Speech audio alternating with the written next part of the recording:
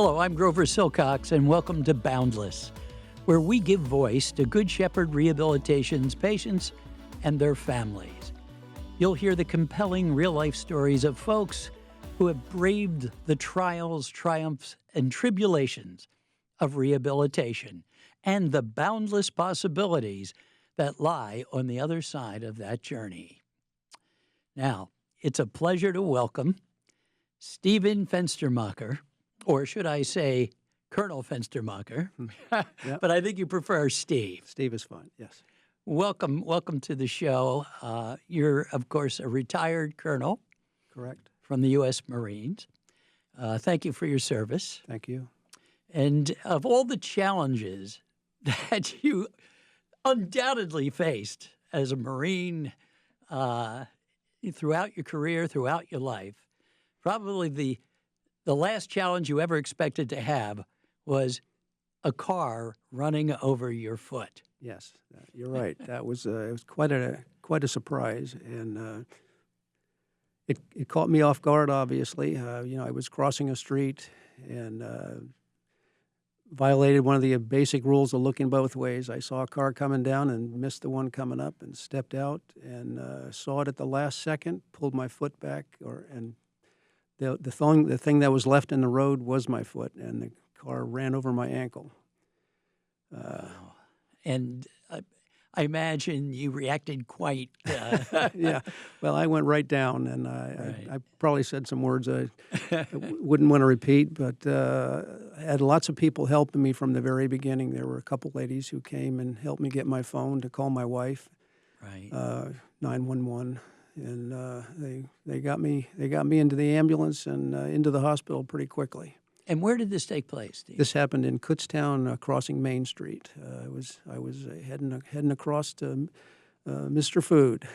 Wow. And how long ago was this? It was on the 4th of May in 2023. I remember that because it was Star Wars Day. The Force was with me because it could have been much worse. So I attribute my good luck to having the Force with me. Right. Yeah, because you were very close to that Yeah. vehicle, right? I mean, Yeah. it had to be. Yeah, it was just having stepped back. I put my plant foot down. I was getting ready to run across the road, and luckily I didn't, because if I'd have taken one more step, I think it would have probably knocked me out of my shoes, and it could have been Right. much worse. Right. Exactly. Well, before we get into what followed from the accident, Yeah. tell us a little bit about yourself, your family, and your career in the Marines. All right.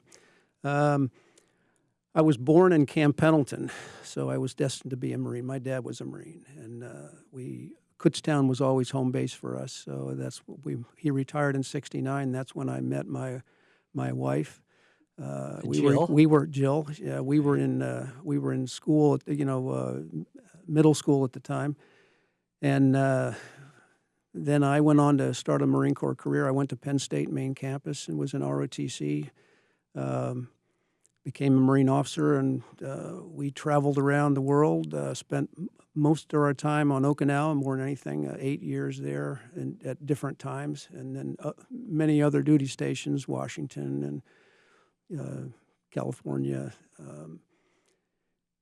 My most exciting day, I think I told you before, was I was in the Pentagon on 9/11. Oh, my gosh. So that was.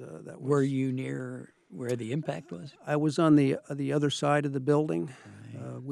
We had gone up to do planning because obviously they hit the World Trade Center first.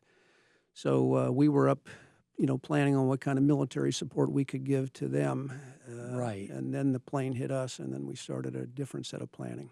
Right. Absolutely. So, and after I retired from the Marine Corps, after 31 years, I went to work for a security integration company, and then went back to military bases installing cameras and infrared illuminators so they could record training. So I did that for another 10 years.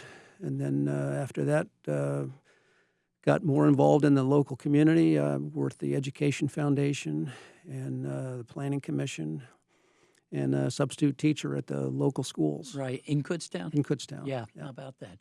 It seems that characteristic, that quality of service, which is so inherent in the Marine Corps, credo, so to speak, has stayed with you all this time, as it would probably any U.S. Marine.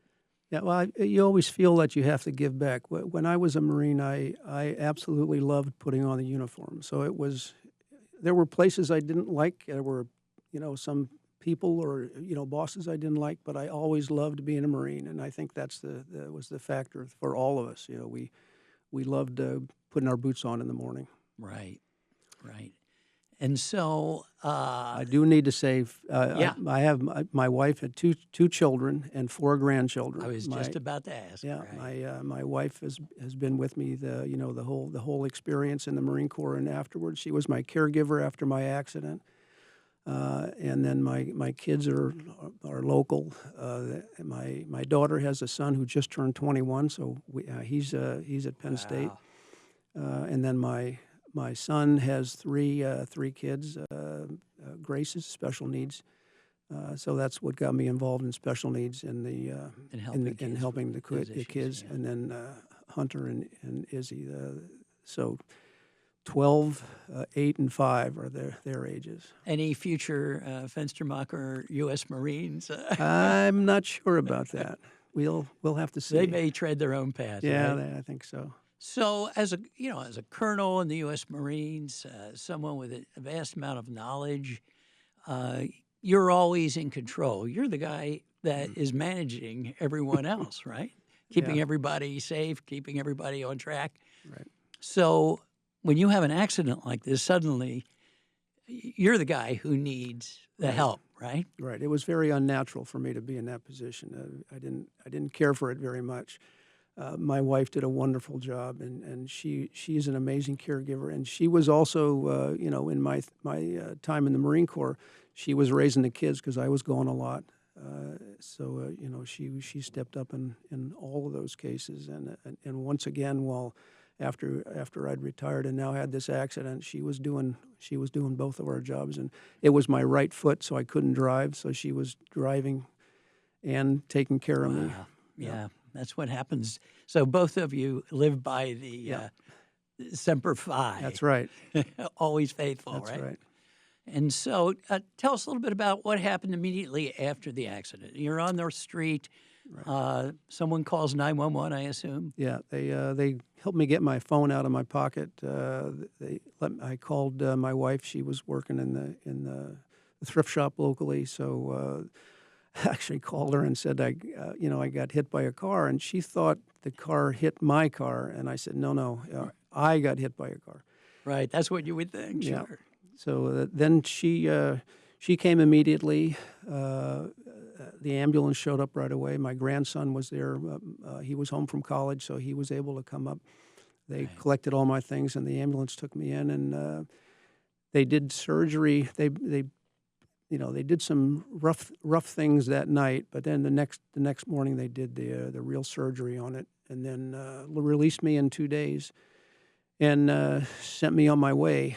But it turned out to be quite a long journey because there was a broken bone, but the doctors didn't really think much about the bone. It was a deep flesh wound, so there was an awful lot of trauma to. A complex trauma to the flesh. They almost treated it like a burn. Mm-hmm. And therefore, because it was an open wound, there was lots of chances for infection, and they were constantly switching my medication because they were chasing different strains of what was causing the infection. Right. Something like that, you wonder just how severe something like that could be, but you had photos of the wound after the accident, and it looked pretty gruesome. Yeah. And so... when I was supposed to make a trip to Disneyland with my son and grandson in 8 weeks after the accident, and I, did some research on the bone break, and so I thought I would be back in shape in no time at all, but the break was the easiest part of the wound. It was the rest... constant complications, and it was 5 months before I actually got into rehab. Right, and you were starting to have balance issues? Is that true? Well, because I was on my one foot, I couldn't put any pressure on Right, my from one that foot from that. standpoint, yeah. So I was always on crutches or a walker or a scooter or something. So I had some, I lost my confidence in what I could do with my good foot. Right. So you were recovering from the wound itself over a course of what, 5 months? 5 months, yeah. So that's when they finally released me into Good Shepherd's hands. Right. And then tell us a little bit about that. How's that?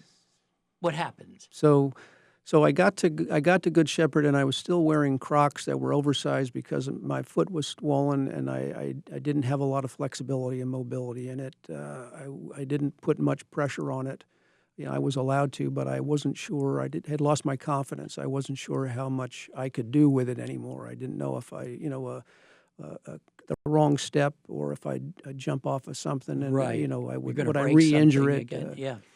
So they started me on a regime of lots of different things, and things I would have never guessed I needed to relearn.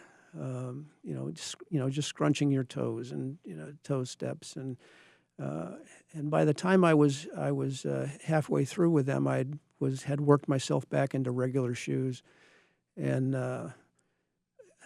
they started me on all sorts of different exercises that not only gave me more flexibility and more balance and more strength, but they also gave me my confidence back. And I say always that the thing they did most for me was give me confidence in what I could do again, because I had lost that. And Right. the doctor, And you were an active person. I was very active. Highly I still work out 5 days a week, and when I had the accident, I was in pretty good shape, and I think that helped me recover from it.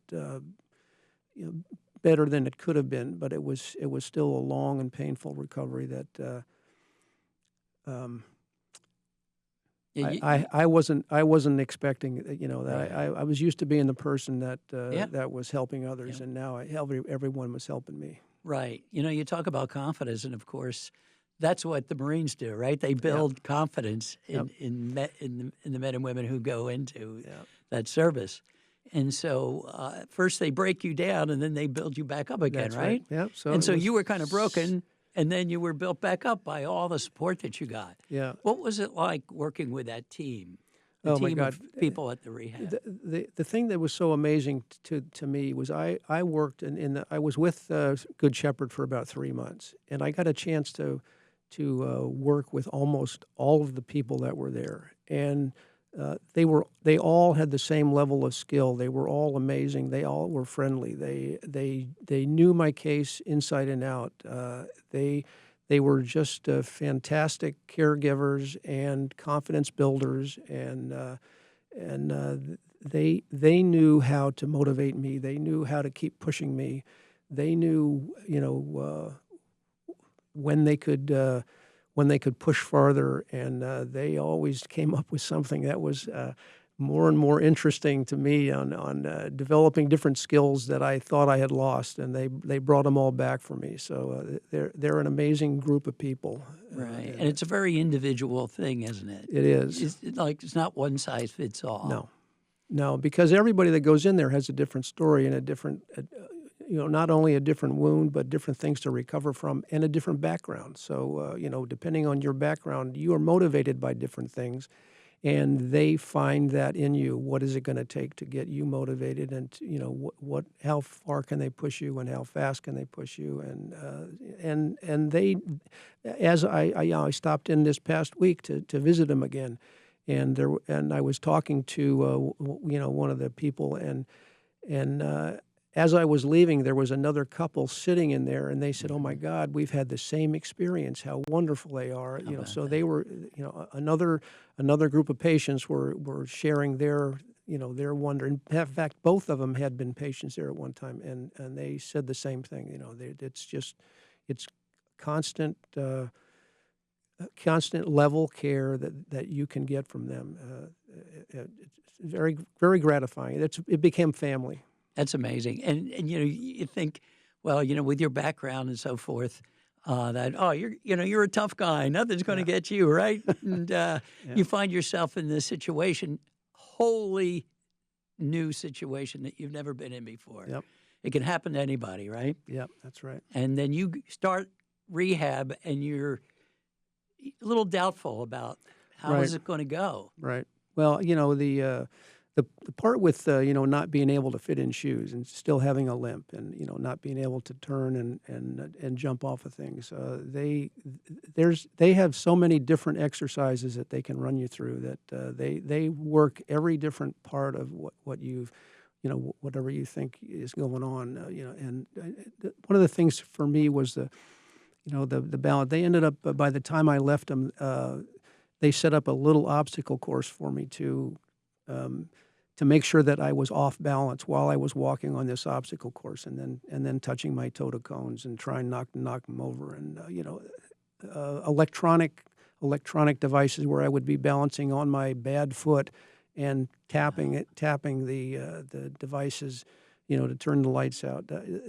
They had so many different tools to work with. Right, and they knew how those tools worked and what they could do. Yeah, and they knew how to push me, which I thank them for. Right, and so now, having completed your rehab, where are you in terms of what you can do? And I'm back to 100%. There's some movement that I don't think I'll ever get back, but that's not for lack of trying. That's just my age and where we're at. But as far as my abilities, I'm back at doing anything I want to anymore. And I think I'm probably even better than I started, because the confidence they built in me has forced me to push myself even farther. Well, Steve, I want to thank you for joining us for the program and sharing your journey, your story. It can even happen to a Marine colonel, right? That's right. And so hopefully your story, your journey will give inspiration to someone out there who might be just starting on that same kind of journey. You can push through it. You got it. Semper Fi, Semper right? Fi, thank you. You're welcome. Thanks so much. Well, that's our show, folks. Check in next time for another episode of Boundless and more personal stories of perseverance, health, and wellness from Good Shepherd Rehabilitation. I'm your host, Grover Silcox, saying thanks for stopping by. We appreciate your support.